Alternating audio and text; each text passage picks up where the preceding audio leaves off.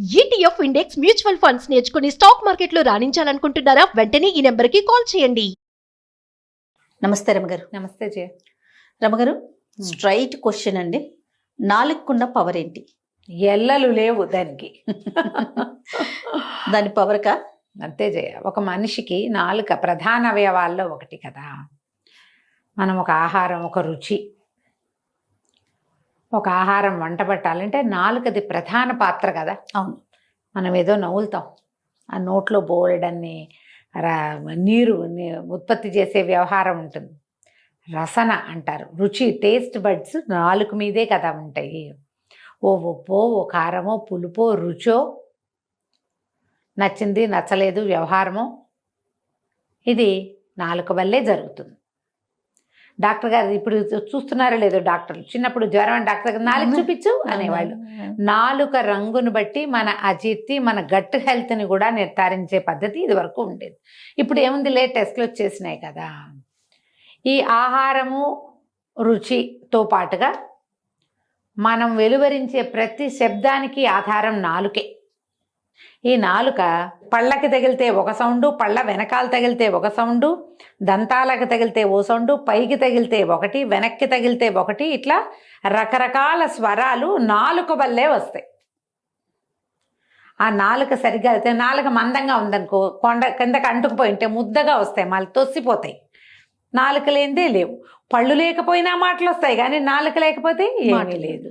ఇప్పుడు మన తిండి, మన మాట, అంటే మన వ్యక్తీకరణ ఒకటి, రెండోది మన ఆహారం. ఇవి రెండే కాదు, మన జీవితానికి ఇంకేం కావాలి? అంతే కదా, ఇంకేం అక్కర్లా. అయితే ఈ ఆహారంలో, మన లోపలికి ఆహారం తీసుకోవటంలో, ఆహారాన్ని మనం అనుభవించటంలో ప్రధానమైనది నాలుకైతే, మాటల్లో సౌండ్స్కి నాలుకే. అయితే ఈ నాలుకని జాగ్రత్తగా వాడుకోవాలి. ఆహారం విషయంలోనూ మాటల విషయంలోనూ. తను మాట తింటూ తింటూ చటుక నాలుగు కొరుక్కున్నామనుకో, 2-3 రోజులు తినలేం.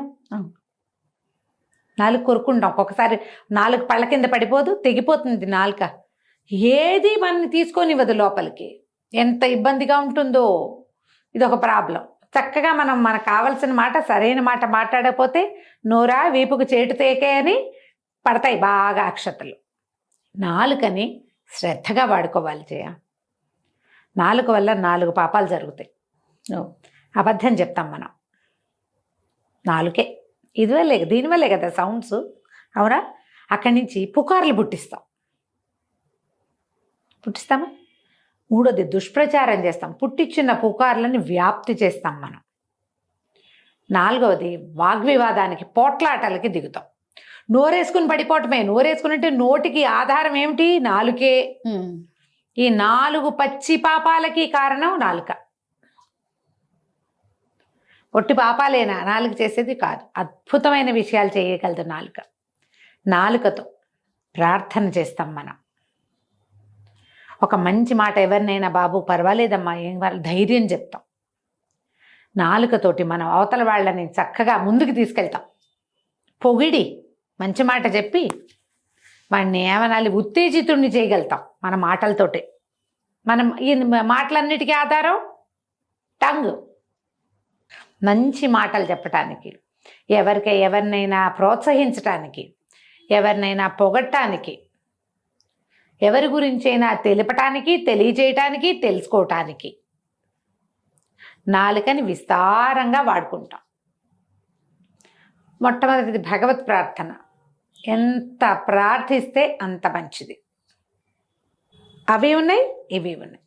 ఇప్పుడు నాలుక జాగ్రత్తగా వాడుకోవాల్సిన వస్తువు కదా, 100%. అవునా?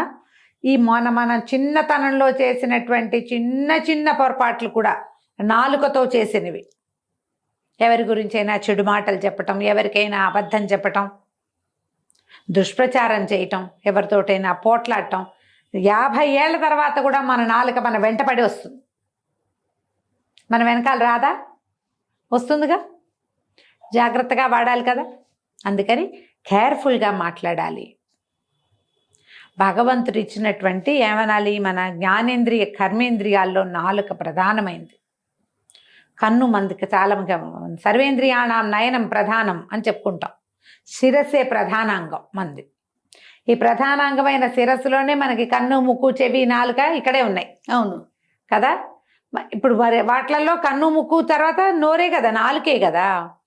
దీన్ని జాగ్రత్తగా వాడండి. ఈ టంగ్ పవర్, కొంతమంది ఉంటారు శాపనార్థాలు పెడతారు. అవును.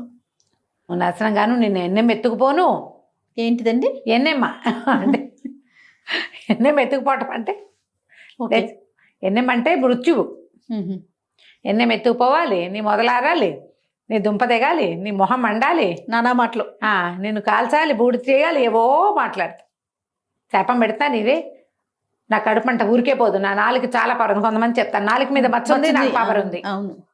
అన్నీ సినిమాటిక్గా వచ్చినాయి. మచ్చ ఉంటే పవర్ ఉంటుంది కాదు. ఆ నాలుగు మచ్చ మీద మచ్చ ఎందుకు వచ్చిందో ఆయన కానీ ఏవో పాతకాలపు మాటలు అనుకో అవి. మనం దుష్టుగా మాట్లాడేటప్పుడు ఇది రేపొద్దున వీళ్ళకి తగులుతుందేమోనని అనిపించదు. ఉద్రేకాన్ని అణుచుకోలేక తిట్టిపోస్తారు. అవును. అది అక్షర రూపంగా అలా కనపడితే అది అనుభవంలోకి రావటం ఎంత కష్టం చేయ. చాలా కష్టం అండి. అప్పుడప్పుడు వస్తాయి చూడు. మ్మ్. శాపనార్థాలు పెట్టకూడదు. అవును.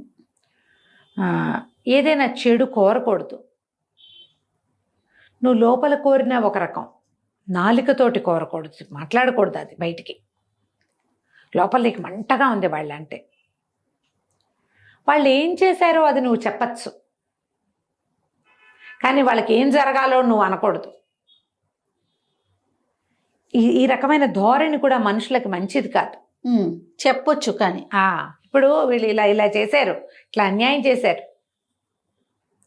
ఈ పాపం ఊరికే పోదు, అలాంటివేవో అంటాం. అంతేగాని వాళ్ళకి ఏమవ్వాలో నువ్వు లిస్ట్ రాయకూడదు. ఆ లిస్టుని నీ నాలుక మీదకి తీసుకురాకూడదు. విధానాలు అవి మంచివి కాదు జయ. సరే, ఈ శాపనార్థాలు పెట్టడం ఇవన్నీ పాతకాలం మనకు. ఇప్పుడు పిల్లలు కూడా చేయాలంటే యంగ్స్టర్స్ కూడా ఇవే మాట్లాడతారు. రేపొద్దున వీడికి ఇలాగే జరుగుతుంది, వీళ్ళకి ఇలాగే అవుతుంది. మన వాళ్ళు చెప్తారు పగవాడికి కూడా ఇలాంటి బాధ వద్దు. అవునండి. అవును. శత్రువుకు కూడా ఇలాంటి కష్టం రాకూడదు. నా కష్టం ఎవరికీ రాకూడదు, ఎవరికీ రాకూడని కష్టం. ఏ తల్లికి ఇలాంటి కష్టం. ఈ మాట ఎందుకు వస్తుంది జయ? వీళ్ళు ప్రపంచాన్ని ప్రేమించే మనుషులు. నాకు వచ్చిన కష్టం అందరికీ రావాల్సిందే. నేను ఏడ్చిన ఏడుపు ప్రతివాడు ఏడిస్తే కానీ వాడికి తెలియదు అనుకుంటే ఇంత విషం నింపుకుని ఉండాలా మనం? మనుషులు అంత విషం నింపుకుని ఉండాలా? మాకేదో అన్యాయం చేశారు, మనకేదో అన్యాయం జరిగింది, ఎవరి వల్ల ప్రాబ్లం జరిగింది, పొరపాటు, వాళ్ళు కూడా కావాలని ఇలా జరిగింది. ఈ కష్టం ఎవరికి రాకూడదని కోరుకోవాలి. అలాంటి వాటికి తథాస్తు దేవతలు ఉన్నట్టే ఇలాగే నాలాగానే మీరు నాశనం అయిపోవాలంటే దానికి ఉంటారు తథాస్తు దేవతలు. ఎక్కడైనా ఉంటారుగా, ఎప్పుడూ ఉంటారు. కంట్రోల్ కావాలి దానికి. మనం చెప్పే అబద్ధాలు, మనం పుట్టించే పుకార్లు, మనం చేసే దుష్ప్రచారం, మనం దిగే పోట్లాటలు, ఇవన్నీ మన మీదకి శూలాల్లాగా వచ్చేస్తాయి ఏదో ఒక రోజు. ఎందుకంటే ఈ జీవితం ఒక సైకిల్ చక్రం జయ. ఇవాళ కింద అయింది, రేపు మీద అవుతుంది. తప్పకుండాను. మనం దాన్ని వదిలిపెట్టి ఇది చేసుకోలేము. ఊరుకో, నీకు చెప్పాలని లేదు, కోపంగా ఉంది, మాట్లాడడం మానే.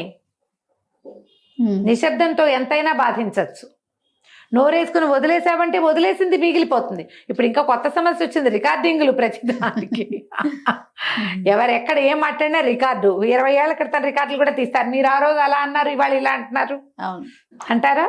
నాలుకని కంట్రోల్ చేసుకోండి. టంగ్ పవర్ అంటారు మన వాళ్ళు, ఇప్పుడు ఇంగ్లీష్లో చెప్పుకుంటున్నారు. నాలుక పరమ శక్తివంతమైన ఆయుధం. దాన్ని అదుపులో ఉంచుకోండి. ఈ ఆయుధాన్ని అన్యాయం మీద ఎత్తండి,